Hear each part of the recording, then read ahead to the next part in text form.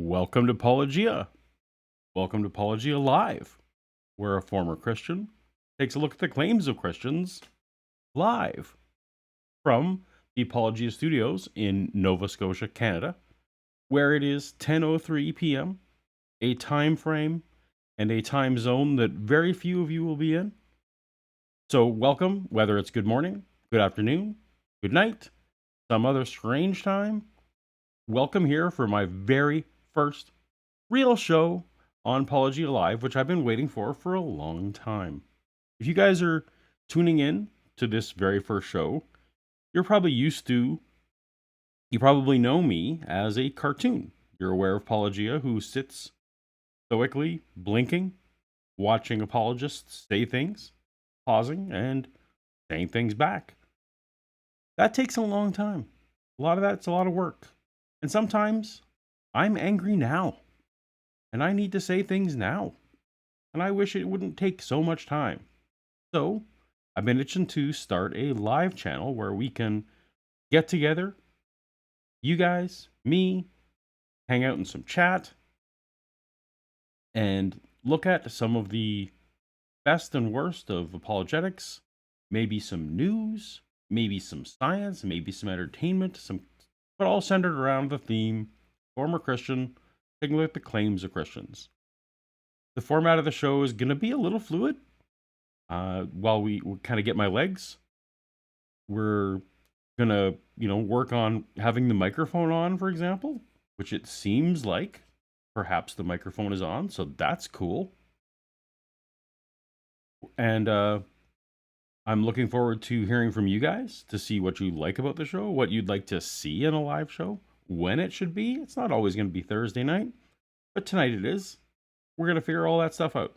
But we need to just rip the Band-Aid off and finally have a live show, and that's what we're going to do.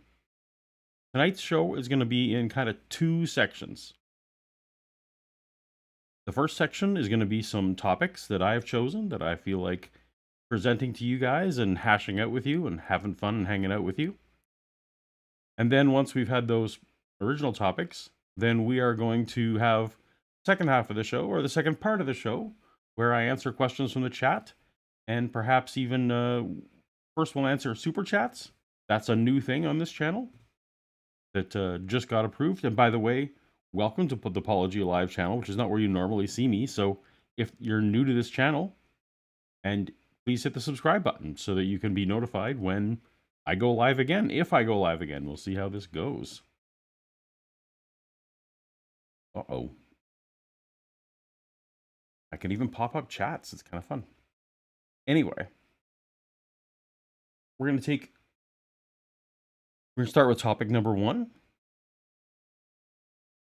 Those of you who've been hanging out with me for a long time on the internet will know that one of my earliest shows was Ham and Egg News.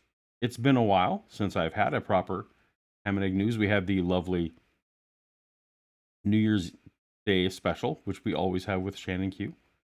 But I thought we would start this one off going back to that old well, taking a listen. What's going on over with the fun folks at Answers News?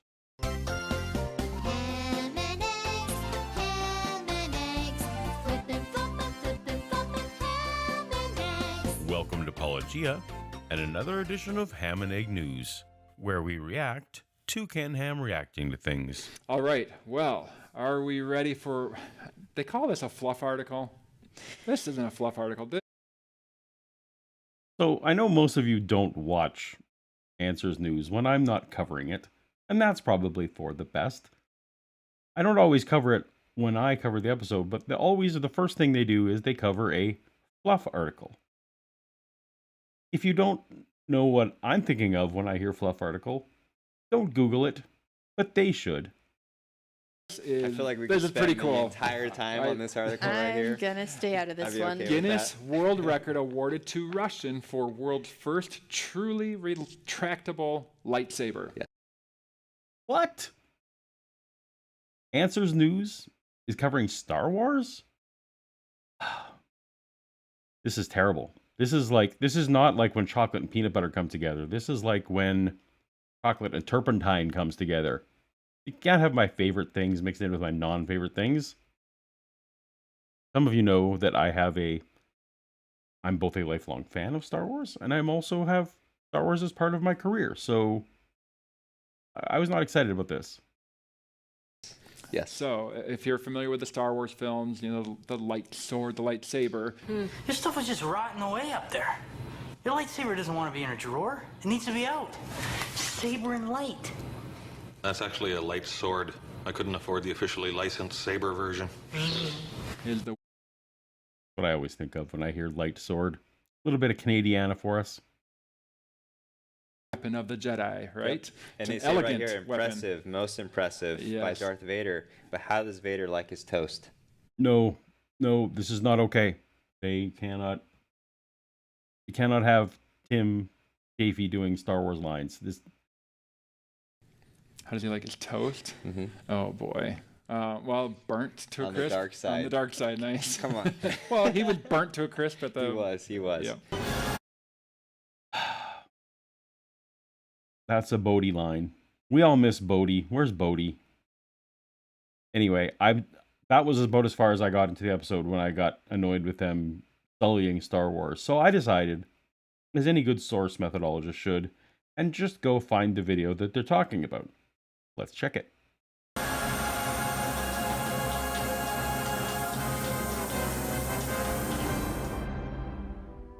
My name is Alex Burkan and my record title is the first retractable lightsaber. My lightsaber is a powerful but compact hydrogen and oxygen burner. It can form 1 meter plasma torch with temperature over 2800 degrees Celsius. First I had to design and build powerful high pressure equipment. The key component of my lightsaber is electrolyzer. Electrolyzer is a device that can generate huge amount of hydrogen and oxygen and compress the gas to any pressure without mechanical compressor. Finally, the most jewelry job was to squeeze in the whole gas distribution system in a lightsaber handle. It is a Starkiller lightsaber from the Force Unleashed game. The temperature of Fun trivia fact, I actually worked on the Star Wars Starkiller game, the Force Unleashed game. It was originally called Starkiller game. That was a very fun project to work on, and this looks pretty great.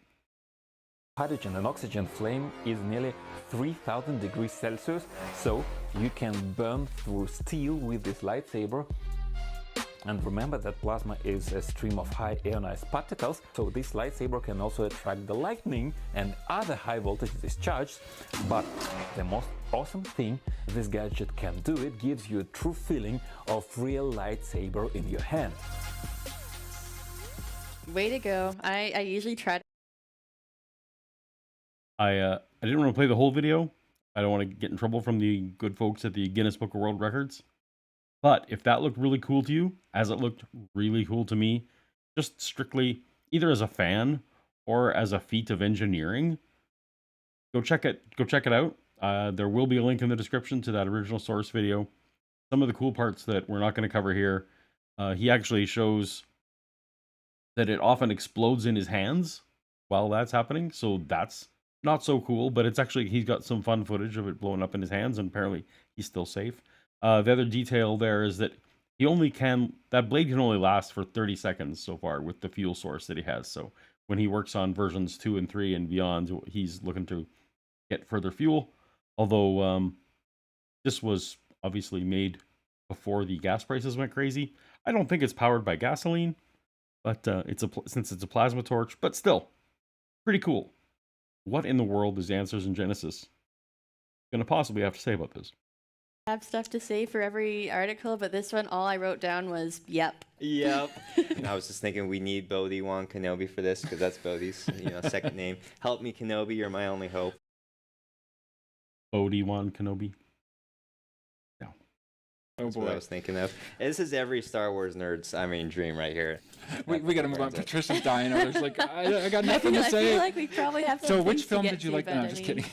Yeah. So episode 4, 5, or 6. Yeah, I know. Well, those are the only ones that count, right? Right. It's the only All one. right. Oh, good. All right. Well, sadly, we have to move on to something that is not fun to talk about. So the thing they moved on to, not fun to talk about, was, of course, stories about abortion, because that's pretty much what Answers News is now. It's stories about abortions and and taking away rights from trans people, that kind of stuff. But anyway, that was, so it really was just a fun article. And I actually kind of want to hope to start my show in the same way, which is kind of weird that I'm taking cues from Answers News and applying it to my own show. This is my own Answers News show.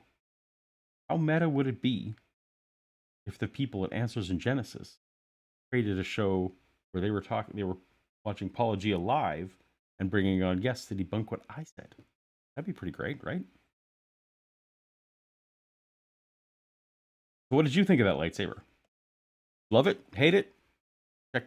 Let me know in the comments. And I'm going to try to say things like that, less awkwardly, between segments, because I'm hoping that occasionally some of the segments will be good enough to post on their own. We'll see. Maybe not that one. The second topic that we have going today is one thing that I thought was just a really cool article, but I promise that it relates to my general project here over at Paulogia. The article was over at the good folks at ABC News in Australia. Magpies have outwitted scientists by helping each other remove tracking devices. So, and actually one of the things I, of course, did, as we always should do, is the article on ABC News referenced a science paper. Before I even read the article, I, of course, clicked on the link to the science article and read the science article first, because that's what everyone should do, because often the news reporting, the popular reporting of what's going on, doesn't at all match or correspond to what the scientists actually found. Fortunately, this article actually did represent well what the paper said, and it has cooler pictures, so I'm actually going to use that for our demonstration.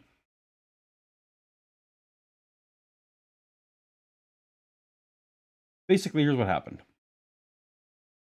In Australia, the magpie population is dwindling greatly because the Australian magpies have a very high infant mortality rate as the temperatures are higher when it's very warm outside. And unfortunately, our climate is, say, getting warmer, perhaps around the globe. And what's happening is, as the temperatures are higher and higher when breeding season, when mating season and hatching season happens, more and more magpies are dying. So the scientists there, wanted to help conserve the magpies and try and help them any way they could and help rescue the population. Well, one of the ways this is traditionally done is putting little bands around the feet of a bird, and they can kind of use that to track them, and sometimes they can recount them. But of course, that's old technology. New technology is much better. You can put in GPS signals, and you can put in even some tracking of vitals. Like, you can put a lot into a little sensor, even on a bird. The problem is that magpies are a little too big for what they normally would do. So what the scientists came up with was this particular rig. And it's basically a harness for your shoulders, kind of like a backpack for the bird.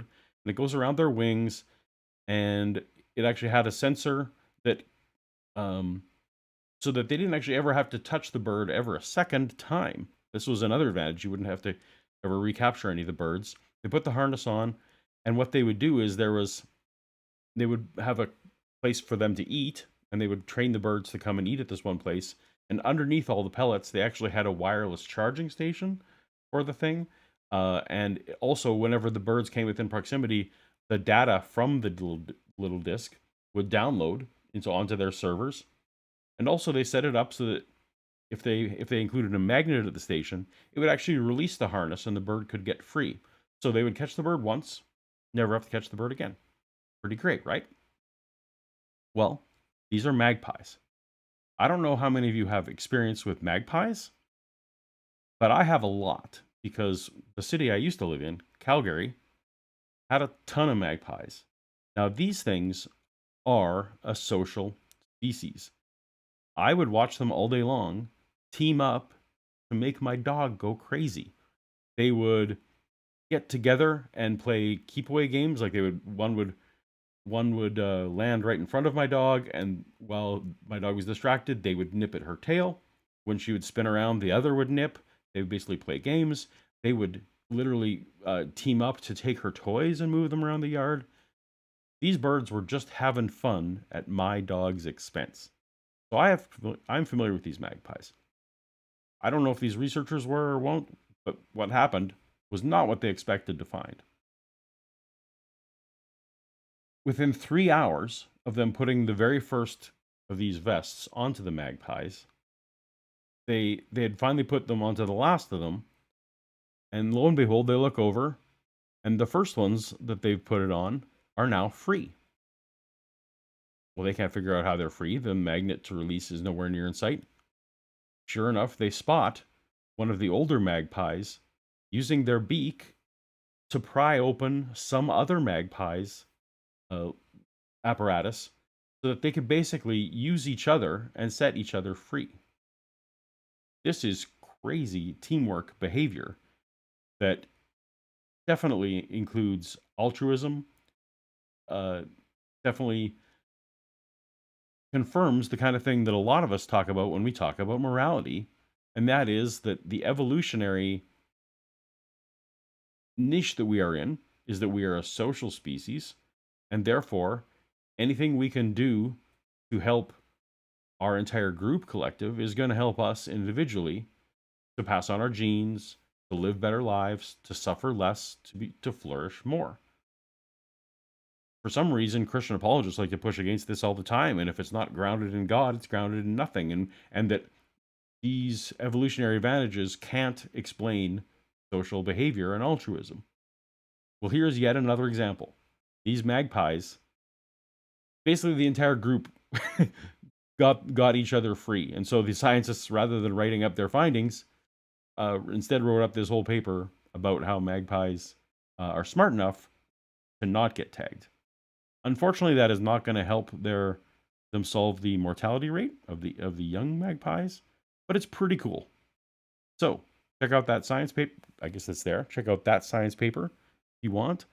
Let me know in the comments. Do you think this relates at all to the morality argument? Does this enhance anything? Does this mean nothing? Do we still need God to be moral? That's the question. How are we doing in the chat? I'm not really going to do it, but let's just check out the chat. Enter, smash that like button. Absolutely. All right. Topic number 3, and the one for which I've named the stream. A few days ago, well, let me start that again. Last week, I noticed that Ken Ham posted in his own name a blog article on answersingenesis.com or .org, I suppose. That normally wouldn't catch my eye, but it has been a while since I've seen Ken write an article himself, or at least lend his name to an article. And I realized it's been all year since I've seen Ken on Answers News. He hasn't streamed on Answers News at all in 2022, which is partially why you haven't seen Ham and Egg News on my channel, because I prefer to wait to when Ken is on. And then I look back, and basically all he's done is occasional blips into the office to promote some job listings and to promote their curriculum sales. Basically, he's done very short streams as a salesman, but nothing since. But there's also been no call that Ken is sick. I mean, thank goodness. I mean, right, we all, in this pandemic, I think our minds always jump to a specific type of illness that we worry that people may or may not have, that we actually worry they don't have. Don't really wish that on anyone. But that's not it. But I saw this article, Protecting Against Doctrinal Drift. Now, when Ken says doctrinal, he doesn't mean, of course, the number of people who have PhDs or what they're doing in his office. He is concerned about the legacy of his Answers in Genesis. The Ministry of Answers in Genesis, the Creation Museum, and the Ark Encounter need protecting. Now, perhaps you're like me, and your mind goes immediately to the Ravi Zacharias situation. For those who don't know, Ravi Zacharias built a giant RZIM ministry where he was the central figure. It was worldwide. It was worth millions. And Ravi was later, well, after he passed, a lot of the allegations about Ravi's misconduct turned out to be true under investigation. And that has prompted, and I think rightfully so and gratefully so, a lot of ministries to set up accountability steps so that even if they have a charismatic leader, that charismatic leader isn't off, alone on trips, or put in compromising situations, or perhaps have access to funds. People are putting in finally some common sense steps to say, you know what, these leaders of our organization need to have at least some accountability. As you can imagine, if you're at all familiar with Ken Ham is not the type who voluntarily puts in layers of accountability for himself, shall we say. So that wasn't what was going on here. Pardon me as I scroll. So this article is about how Ken is setting up rules within the organization to make sure that everyone who does everything, everyone who does everything falls within very, very strict guidelines of what is acceptable at Answers in Genesis. Reading from the article, a few years ago, I considered the future for AIG and recognized we are now getting closer to the next generation leading this ministry in all its various components. That should read, I'm getting ready to retire, and I'm worried about the legacy of this organization. Now, later on in the article, I'm not sure how deep I'll get into it, I think there's probably also I need to make sure that I'm financially looked after in my retirement, but we'll get to that. So, what steps is our Answers in Genesis taking now to ensure that in a Hamless era, that everything that Answers in Genesis puts out is of proper doctrine? First of all, their statement of faith. You've heard me talk before about their statement of faith. It's something that every employee has to sign, from the top vice president of the company to the PhDs who work there, all the way down to the people who scrub the toilets. They all have to sign a statement of faith saying that they believe the Bible in the same way Ken believes in the Bible. But they've added a new step.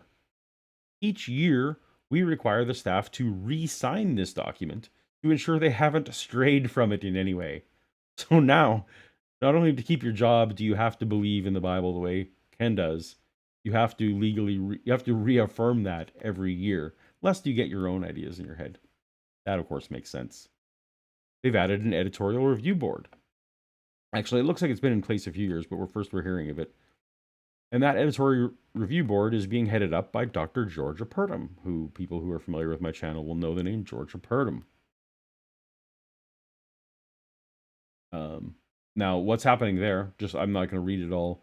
Every single piece of content, be it a social media post or any of the video. So I've actually noticed that Answers News now no longer streams. They now premiere. So they record that broadcast is looked at by the Georgia Purdom Committee, and then they stream it. So they don't go live anymore at all. Unless it's Ken. When it's Ken, they're allowed to go live. The AIG Oversight Council is now being chaired by Bodhi Hodge, who is Ken's son-in-law, who basically Bodhi's job is to make sure that the ministry stays on the track of biblical authority and never allows anyone to think that anything in Genesis is figurative. That's basically Bodhi's new job. Well done. The Answers Research Journal Editorial Review Committee. I hope Shannon's still in the chat for this one. He loves the Answers Research Journal. That's their whole. They have an artifice of a peer-reviewed journal when the peer review is literally people who work at Answers in Genesis, and the scientists are allowed to select their own people. So it's your buddy from the cubicle down the hall. He's peer reviewing you. who probably hasn't studied in the same field because they have no overlap in their expertise of their scientists. But that said, they've also set up, Andrew Snelling has set up a new system of review to make sure that everything's answers in Genesis enough. And then finally, they're pitching that this is all not to protect Ken and not to protect the ministry, but it's to protect the people who donate. So this should give you all the more confidence to continue donating well into the future. And as always with Answers in Genesis, they have systems set up for you to give long term, and also for you to give as part of your will, which is a whole show I should do separately. But anyway, my prediction, my call, I think what's happening here is that Ken Ham is retiring soon. He won't go away completely because I think he's the fundraising face of the company. But I'm sadly predicting that we are no longer going to see Ken doing the Answers News, doing some of the silliness that we used to see. I think he's going to retire and basically show up wherever the purse strings are. So what do you think about Ken Ham, the face of the company, possibly stepping back, possibly retiring? You think, is that good? Is that bad? Is Answers in Genesis, can it thrive without someone like Ken at the helm? Can Bodie and Georgia cut it? Let me know what you think in the comments.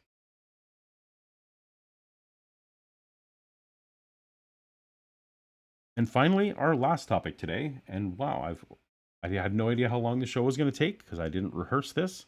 That's probably self-evident. You probably know I didn't do this. And by the way, I'm noticing some super chats go by. Thank you so much. I'm not super great at multitasking just yet, so I will be reading the super chats at the end. But thank you so much for everyone supporting me, supporting the channel. It looks like some people are watching, so thank you. Our fourth topic today comes to us from Frank Turek. Every day when I take my dog out for a walk, I listen to Christian podcasts because that makes the time go more slowly or more painfully. I don't know why I do that. It makes me angry, so I walk faster. Anyhow, a couple of days ago, Frank posted this lovely post that that I would like to share with you now, and we will break it down. It was a Q&A session, and Frank was asked about why God created people to go to hell. The first question comes from Dan, who writes in and he says, since God knew before he created man that many would reject him and be destined for their chosen destination of hell, would he not have been better off not creating those people at all? That's a really good question. God knows what everyone would choose. So why didn't he just make people who would choose him and not bother pulling into existence the people who don't? Maybe not him, but those people would be better off uncreated anyway? Question mark. Dan, great question. It turns out there are several assumptions underneath this question. Notice that a moral standard is assumed in this question. It's making the case, at least in the question, it's implying that God is somehow immoral if he creates people he knew would go to hell. What being would do that? So, of course, the first thing Frank does is go to, what's your moral standard for judging God? And he was going to go on to talk about how basically, if you're not a Christian, you have no basis for morality because, of course, only God can create objective morality. My position, of course, is that I don't think there is such a thing as objective morality. I think that once goals are established, like let's say your goal was to create the most terrible place to live.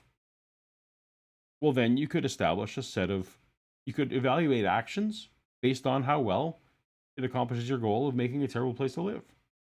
However, thinking back to the magpie story, I think that it makes natural evolutionary survival advantage sense that what a social species would value is decreasing group suffering and increasing group wellness. And of course, the larger the group, There's some tribalism, of course, and there's some selfishness, of course. But in general, the more you allow that group, the big picture group stuff, to drive your actions, the better off your morals will be. And I think that is plenty enough to ground that, you know what? I don't like suffering. So I probably don't also want to suffer forever in the worst possible way that a all-knowing deity can come up with. That sounds terrible. Let me see, do I need an objective standard to know that maybe that's not what I would want? And maybe if that's my destiny, that not being created would be better than facing that fate? I don't need an objective morality to figure that out. All I need to know is that I don't want to be tortured forever. Now, this presupposes a moral standard. It presupposes that it would be wrong to do such a thing. Okay? Now, if this is coming from an atheist, you might ask the atheist who brings this up, by what moral standard are you claiming that this would be wrong for God to do, assuming that the objection is true? Yeah, copy and paste my previous rant into here. By what standard? Well, the standard that I think being tortured forever sounds bad. I don't want to, thanks. Now, if you're going to say that God is somehow immoral for creating people that he knows will go to hell, you have to have a standard, number one. Number two, you're assuming that going to hell is somehow unjust and that people who go to hell get more punishment than they deserve. No, Frank. The fact that, let's say that I fully deserve to go to hell. My actions are such that that is totally 100% what I deserve. What does that have to do with whether it's better or not that I would exist? It's still, in fact, it's even more beneficial to everyone. If I've sinned enough that I should burn in hell, not creating me should be better for everyone. Or at least not negatively affecting everyone. Why is this great sinner needing to exist?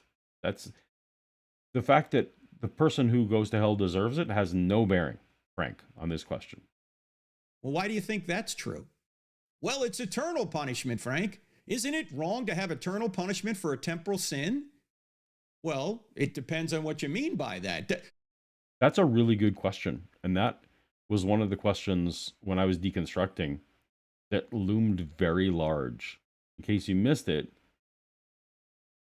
why does a finite crime deserve infinite punishment? There's no way that scales. It doesn't matter whether you stole a paperclip or if you butchered thousands of people. That's God's criteria for hell or not. Actually, the criteria is whatever the bad thing you did. All of those things, looking at a woman and a little bit too long sends you to hell if you don't accept the good gift. So these things don't scale to infinite punishment. That doesn't make any sense. I guess here's a couple of questions you might want to ask. Does the length of the punishment have to be congruent with the length of the time it took to commit the crime? No, the length of the punishment does not have to do with the length of the crime. For example, if it takes you 2 seconds to murder someone, should you only serve a sentence that is 2 seconds long? Yeah, that's the ridiculous example, of course, but that's not what we do in society. The punishment, if you're in a punitive punishment system for getting people to either act better or to serve as a deterrent for future people to not act in ways you don't want them to, you want the punishment to scale to the damage done, not to the length of time.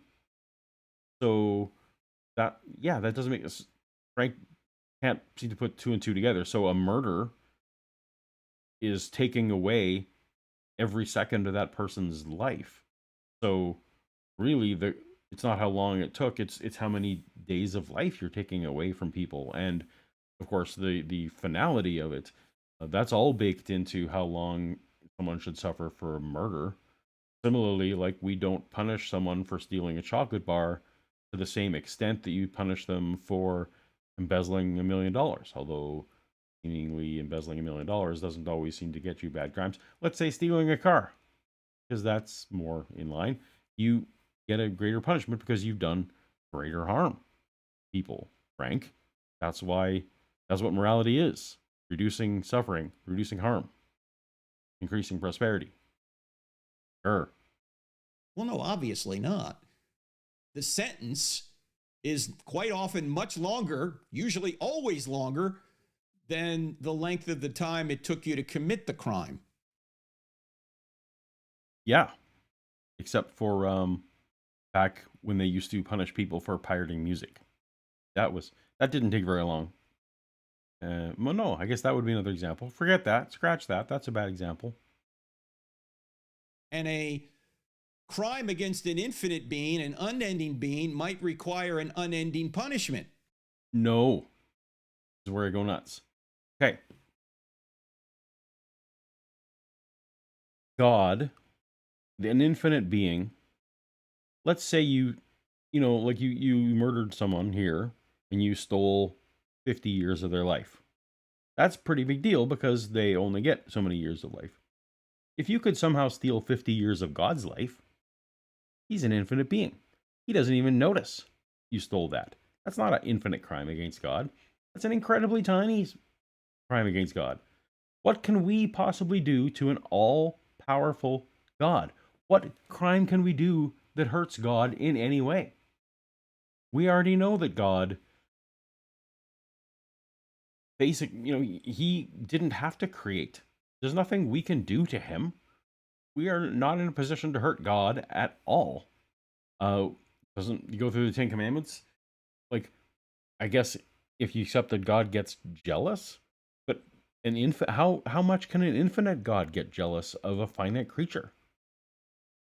This is just ridiculous. Again, the punishment goes to how much harm you do. So the most harm we can do is people who have very limited resources.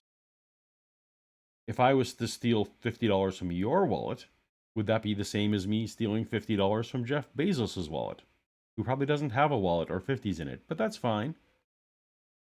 Jeff would never notice, but you might. The punishment, Frank argument that because God is an infinite being that we can hurt God infinitely is ridiculous. Not only that, but who says you stop sinning when you're in hell? Who says you stop sinning when you're in hell? Because why not? You're continually against God, as Jesus said, this is a place where there will be weeping and gnashing of teeth. So what you're telling me is that what God expects me to do is go to hell, be punished with eternal conscious torment, but not sin about it. Don't have a bad attitude about it. He's looking for someone who's going to be singing some hymns and praising him, so that can we get out of hell? Like, if we have a good enough attitude about it, and if we're like really friendly to everyone in hell, is there, like, every 3 months do we get evaluated? This is ridiculous. I'm going to stay in hell. I would have only been in hell one day if I had a good attitude, but I kept having a bad attitude that day. And Thursday I had a bad attitude. Friday I had a bad attitude. I'm just there forever because every day I'm grumbly. I don't get coffee. Of course I'm going to be grumbly. Which implies that you're still in rebellion against God. So the sins that you commit while you're here on earth continue in eternity, it seems, which might be the reason why the punishment continues. Which does not line up with the theology that a single sin is enough to warrant not going to heaven.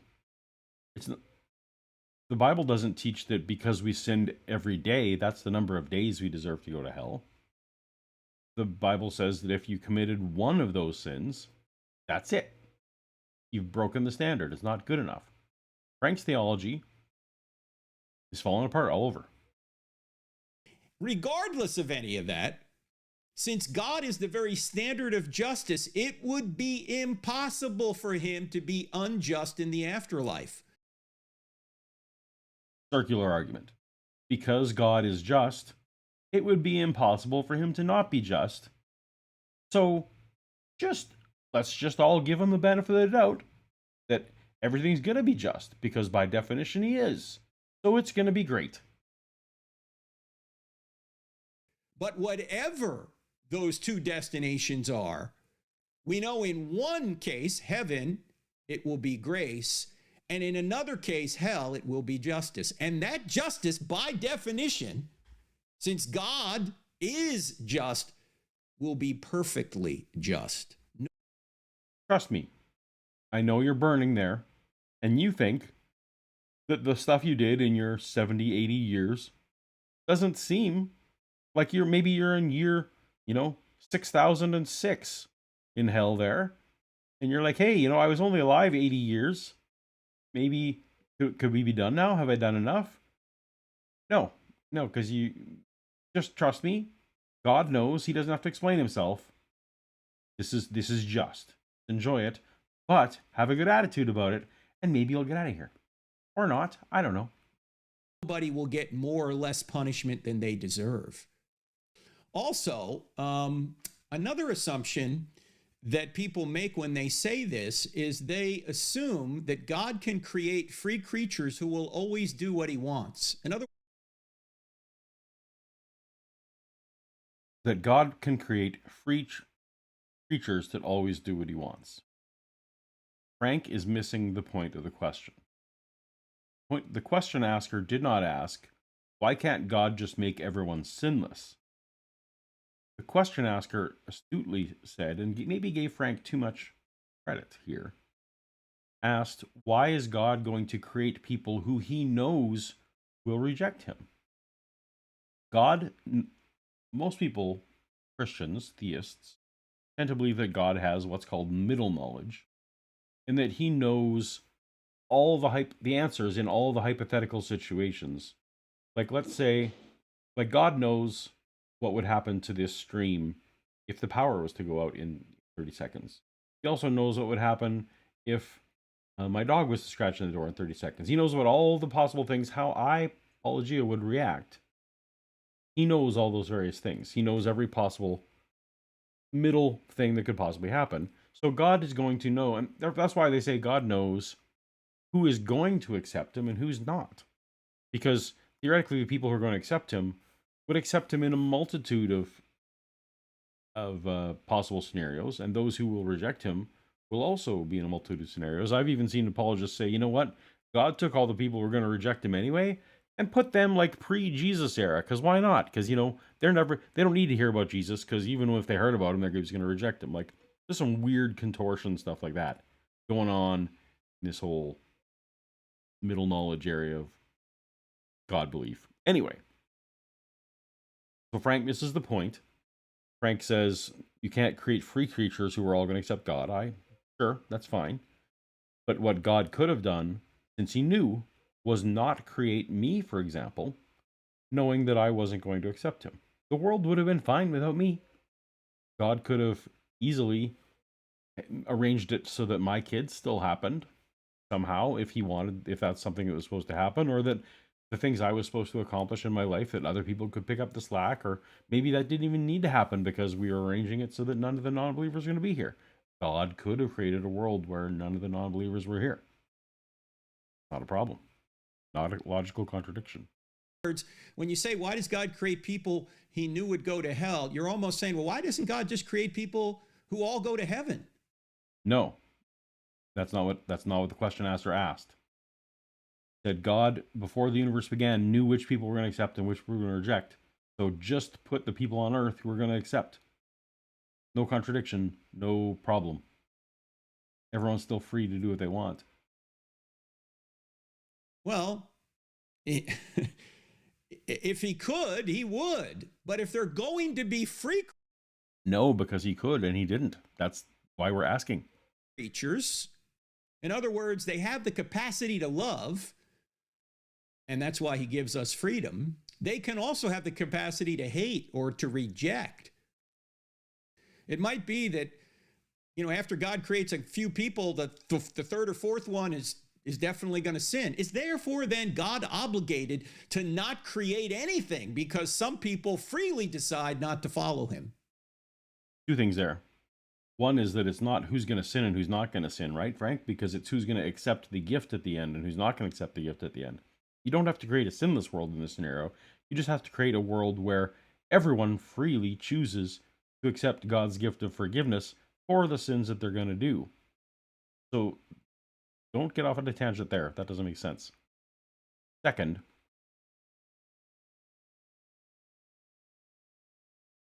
that doesn't appear to me that God is obligated not to create. right.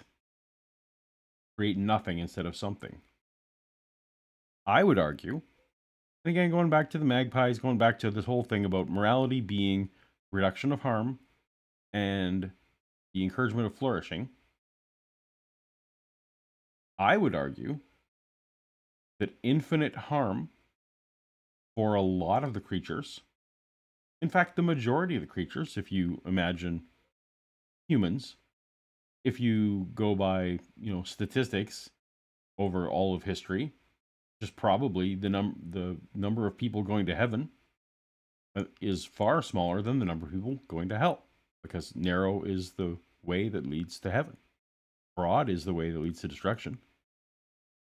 If we're doing math, the infinite suffering of a lot of people makes existence at all far worse than, hey, some lucky lottery winners got to experience something really great. So feel good about that while you're being tortured forever, most of the people, because some of the lucky people are having a really good time. No, that math doesn't work. God should not have created if that's the way it works. Check my math. Tell me in the comments if I'm wrong, but I think my math works on that. Because some reject God. So people say, well, God is all powerful. Yes, he's all powerful to do what is logically possible, but he's not all powerful to do illogical things, because logic is grounded in his nature and he can't contradict his nature. He can't create a square circle, and he can't create free creatures whom he forces to do what he wants. Yeah, that's fine. We're not talking about the freedom or non-freedom of creatures, Frank. We're talking about God knowing what the free creatures will do and not making the ones who are going to have to be tortured forever. I hope my mic isn't getting too crazy loud. Frank makes me angry. This is what you guys don't normally see. Normally, I'm yelling at people on the street as I'm walking my dog. And by the time I script something and record something, I've calmed down.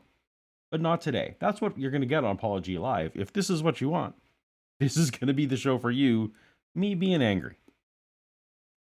So, yes, God could have created a universe where nobody existed, just a dead universe. He could have created no universe. He could have created a universe of robots, but that wouldn't be similar to ours either. But it would be cool. A universe of robots, that'd be pretty cool. What people are missing when they think about that question is they might not realize that everything is connected, that there's a ripple effect, that if you're listening to me right now and you're a believer, you wouldn't even be alive without atheists. You say, well, how can that be, Frank? Well, I'm sure there are atheists or at least non-Christians in your bloodline, right? You wouldn't even be here without them. Right, Frank, but you are, in your mind, if you're a Christian, you are a soul. And that soul doesn't come from your DNA. That soul comes from some supernatural thing. Theoretically, that soul doesn't need to be attached to only your combination of mother and father DNA, right? That soul could have attached to different parents, the fertilization of a different egg. This doesn't follow.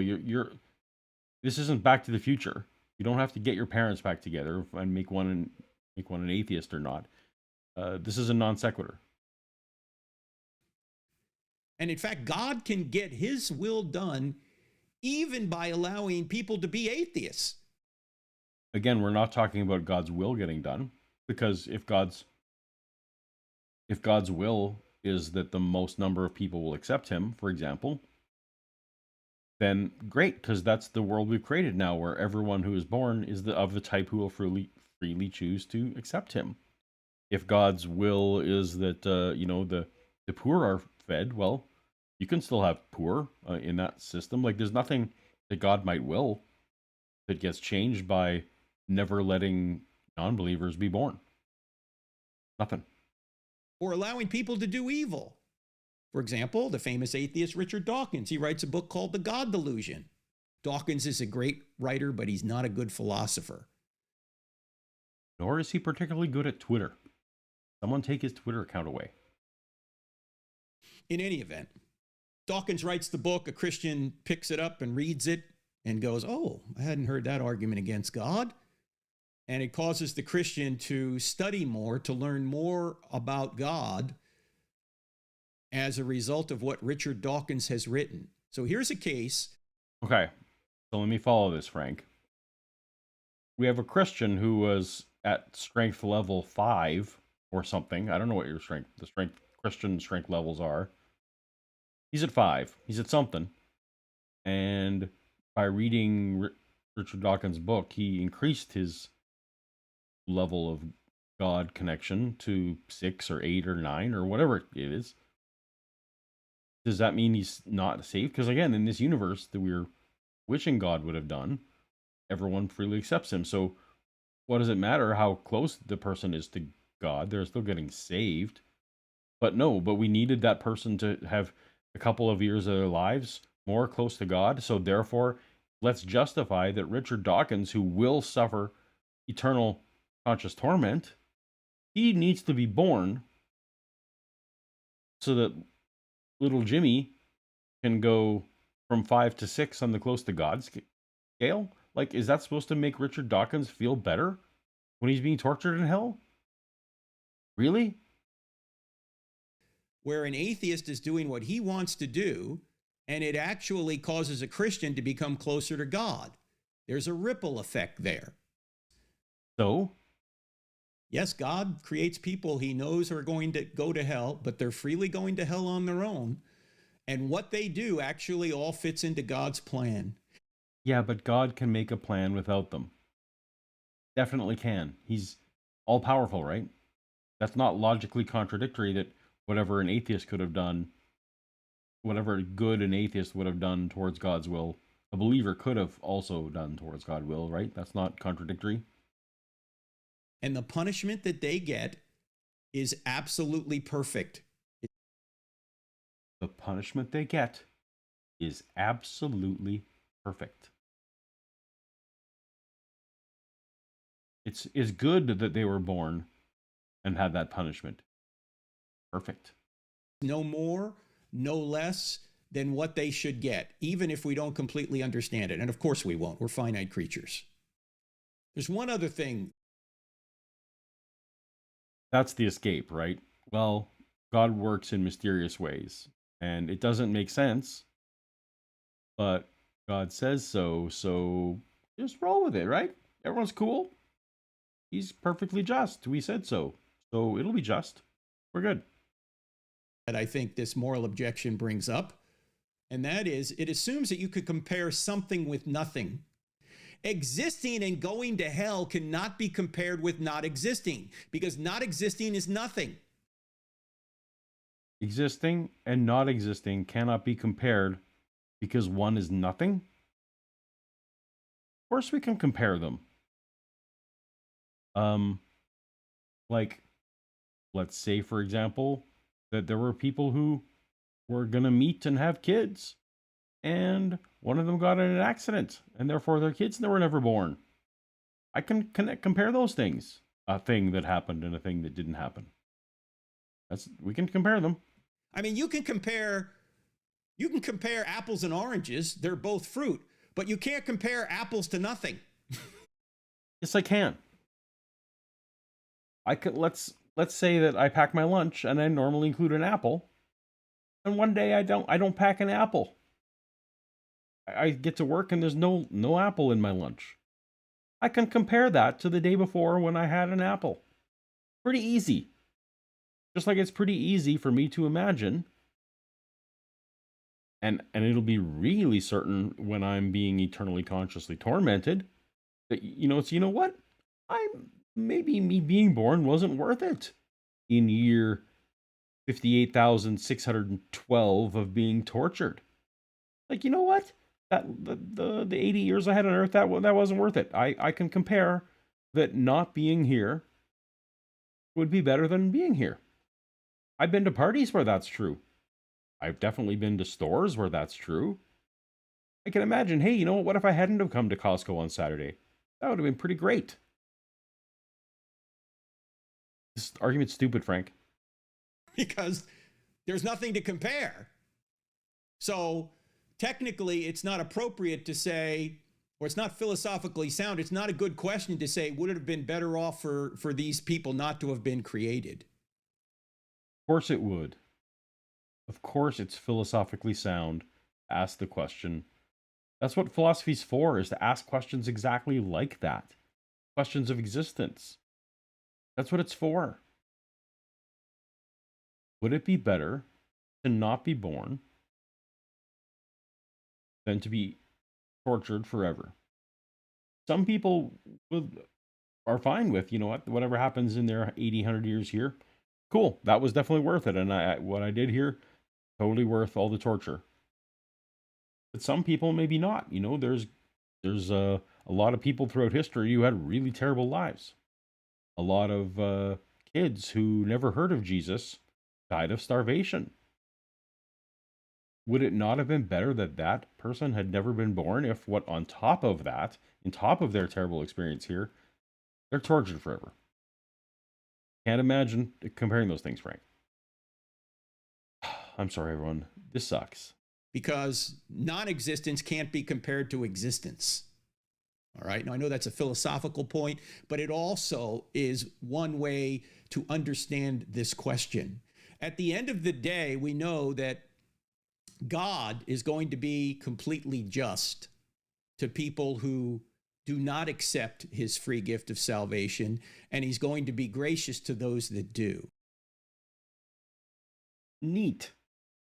So again, you're affirming, Frank, and that was the end of the clip, by the way.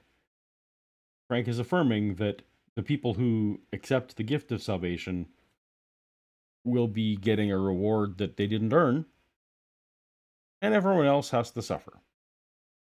Now, maybe they earned it. Okay, fine. But it still would be better for that person not to be born. And I would also argue, discuss amongst yourselves, discuss with your family and friends. But should God have created it all? Given that most of the humans will end up in eternal conscious torment, and a tiny fraction will be in this glorious heaven. What do you think? Discuss amongst yourselves?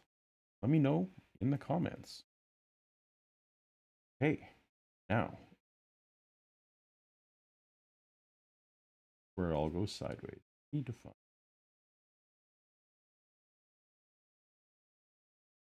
Where I find all the super chats. There we go. Found the super chats. By the way, thank you so much, everyone, just for being here, for hanging out with me. I've been keeping half an eye on the chat. I'm not very good at multitasking, so I don't know exactly what's been said, but I love the active discussion that's been happening there. Thank you so much. And thank you so much for supporting the channel. Let's read these, and I'm going to... Frank got me not drinking. I'm having rum and Coke Zero tonight. I feel like I need it now because Frank got me all hot and bothered. I was upset.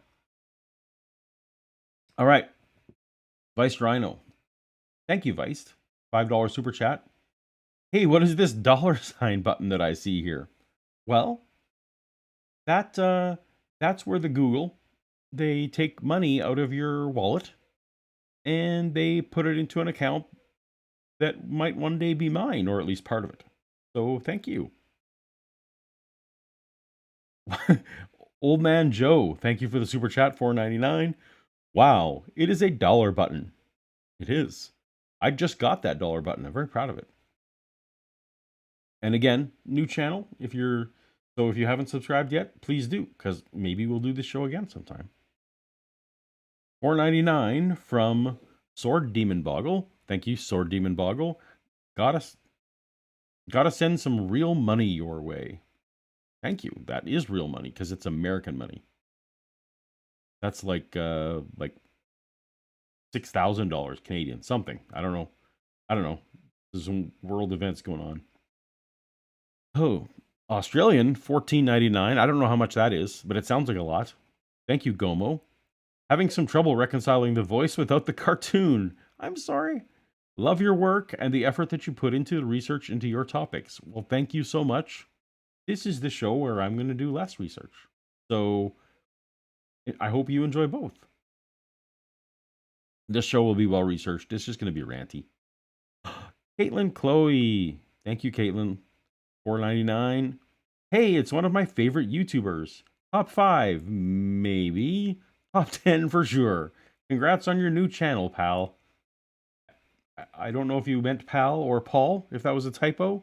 But if you're pal, thank you so much. I can't wait for all this travel stuff to be gone so we can finally meet and give you a hug in person, because that will be awesome.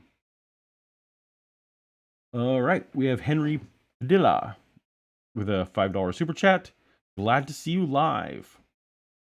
See, the trouble, I need to figure this out, because here I can do super chats up on screen. Pretty cool. Some super chats up on screen. But I can't do the old ones on screen that way. I need to figure that out. There's a big learning curve on this whole producing and talking and reading and trying to remember what I wanted to say all at once. The cartoon just blinking, that seems a little easier. All right, Henry said glad to see you live. I think we read that already, but awesome. Thank you, Henry. Anthony Scarnici. I'm going to pronounce everyone's name wrong. I'm sorry. People pronounce my name wrong in every video. I don't know why, but that's what happens. Anthony sends, Paul, love the channel. Looking forward to more content. Thank you, Anthony, and I promise to make more. But your support very much helps. Oh my goodness, and you sent another $20. And this one is for poor Shannon, who had to comment from the bathtub. LOL. Yes, living a rough life. All right. Although living with me, can you imagine living with this? I'm mad about Frank Kirk all the time. So Noram Deputs Sal, I don't know how to say that. Sent $2. Thank you so much. Why is bird brain an insult again? Yeah, good point. I assume that was sent with the magpie stuff. Magpies and ravens are incredibly smart, and if you have not looked up any YouTube videos or articles about how smart they are, you're in for a good night, because they are amazing. Data Jack sent $20. Thank you so much, Data Jack. Just the comment. Appreciate. Gnostic Informant with $5. Why did Lee Strobel block you? This is a good question.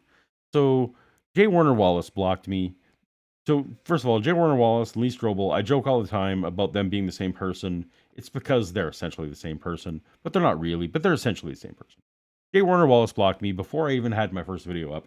I think that he subscribed to some kind of, I don't know this for sure, but I think he subscribed to some kind of blockchain where, like, if you're following the wrong kind of people, that you're just automatically blocked. And that's fair. That's your prerogative. Do what you want to do.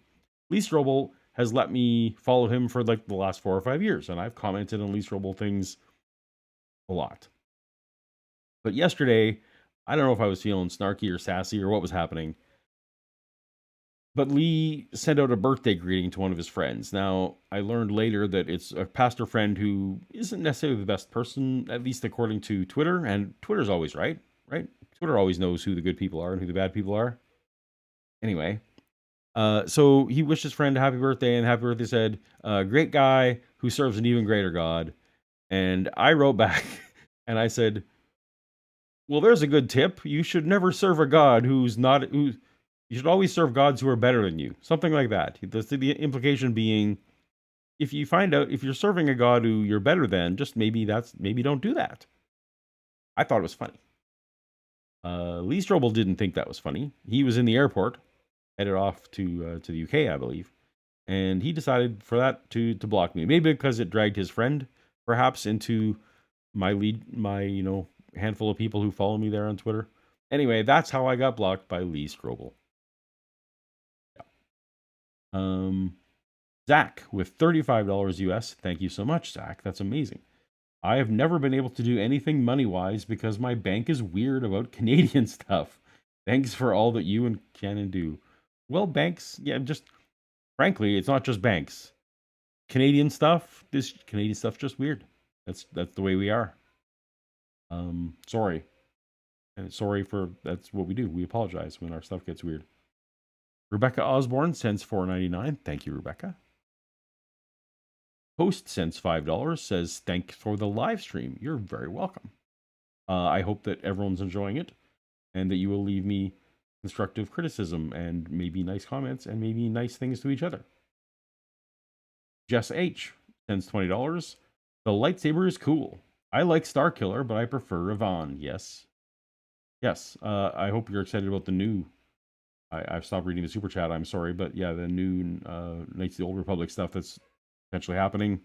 Very excited about that. I'm an RPG freak who wrote a 240k novelization of Knights of the Old Republic. We all have our biases, but as we know, only YEC deal in absolutes. That's the take on the Star Wars line. I really did enjoy that when we were filming. For those of you who are familiar with the line, Obi-Wan Kenobi in Return of the Jedi. And by the way, no Obi-Wan Kenobi trailer spoilers because I'm avoiding all that stuff. Only Sith deal in absolutes was a line that was in episode 3. And of course, no matter who you are, I really enjoyed that in the real world, everyone just assumes that their position, be it political left or right or whatever your position be, everyone assumes that they are the Jedi and that the other people are the Sith, and that the other people are dealing in absolutes and that they are nuanced and amazing. It was fun to see back in the day. Blah, blah, blah. Ken Ham, rule of 2. Oh, rule of 2. There's 2 there are. Master and apprentice. Man, yeah. Is Bodhi the apprentice? Bodhi? Oh, maybe. All right. The Helliwill sends $50. Wow. Thank you so much. Thanks for what you do. Thank you. Cheers. Appreciate. Henry writes again. Uh-oh. I lost it. Oh, there it is. If God can't create sinless people, then he's not all-powerful and thus not God. Agree. That makes sense to me. $14.99 Australian from Gomo for your coffee so you don't get grumpy. I appreciate that. I do drink expensive coffee. It's one of the few things that I like to do. So thank you. Carrie Bronson sends $5. 99% of their problems go away if they just let God be great but not perfect, mighty but not infinite. Then doing his best at least makes some sense. That does make some sense. I was actually... I made a comment on Twitter today about polytheists, and that is one thing that they do have going for them, is that they don't get caught up in the disproofs, in the omni disproofs, because they're not thinking that their gods are omni anything. So, agree. That's a weakness in Christianity. Jess H. Thank you, Jess. Sends $20. What really makes me mad about this POV, what about his POV, is that it's super self-centered. The idea that people who go to hell exist just to strengthen other people's faith. I've heard stuff like that about my disability before, and it makes me sick. I agree, Jess. It is despicable and awful, and I'm sorry that has happened to you, and I'm sorry for everyone for whom religion has caused trauma. One of the charities I've been supporting this last year is Recovering from Religion. And I hope that if you are the type of person who suffers religious trauma, that is definitely a great resource to find people to talk to. So I support them wholeheartedly. Reed Carbono, longtime friend, friend of the channel with $5. Creation from an eternal entity is the only sin that a being can commit. Yes, I agree. $5 from Samuel Atre? I need to make the screen bigger. Yep, works. Congrats. Perfect. I don't know what worked. It was my microphone or the chat. You know what? I'm going to take that off there. We don't need to see Frank's stupid face. Frank has a lovely face. Let me take that back. We don't need to see Frank's lovely face any longer. Donnie sends $5. A few American pesos for Paul. Thank you, Donnie. Freddy Four Fingers with $5 writes, I dig this format. I hope you keep it going. I hope so too. It's a lot more fun and more relaxed. And I feel like every day that Christians say something that should be responded to, but there's only so much I can do in that other format. So this will allow me to have short rants about things that are more timely. And that's what I'm hoping for. But I also really want to know what you guys think. What would you like to see me cover? Do you want me to have guests on? Do you want me to take calls? Do you want me to... I'm not going to take calls. We have enough call shows. But I might have conversations. Or I don't know. Let me know what you think. Oh, my good friend Godless Engineer. Where it's scrolling by. Godless Engineer, $10 US. Live streaming gets easier the more you do it. I hope so, because it's not easy. Can't wait for more of this. You did awesome tonight. I'm a little jealous of your production value. Well, when you have the other disadvantages I have, then you got to make up for it somehow. So I'm hoping in the future. My dog is going a little crazy right now. This is where the dog is supposed to be, but she's not there tonight because she's barking away elsewhere. Lordship Mayhem sent $5. Thank you. Peyton Dooley sends $10. Are you starring in the new Obi-Wan TV show as Ewan McGregor stunt double? No, I'm not. Let me, brag for a second. This isn't bragging, but I'm so excited for Ewan McGregor and Hayden Christensen, who I got to know a little bit on the set of episodes 2 and 3, because Hayden and I bonded over hockey because he's a good Canadian kid. And there was no one else in Australia on set who was willing to talk hockey with him. But I'm so excited that they're both getting a chance to, as much as I know a lot of people love the prequels, and that's awesome, but a lot of people didn't. And this is a chance for the two of them, who have amazingly great chemistry, to be on screen again and hopefully redeem that story arc a little bit more, and at least just for them to play the characters in a way that is maybe more solidly written and lets them show off their talents more. So I'm excited for the Obi-Wan, but please do not tell me anything about it.